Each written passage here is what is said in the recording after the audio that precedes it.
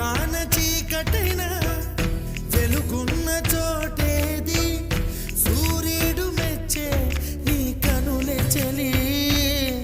విశ్వసుందరి మణులే వచ్చి నీ పాద పూజ చేస్తారే నా ప్రియ సఖియా ఇక భయమేలా నా మనసెరిగి నా తోడుగరావే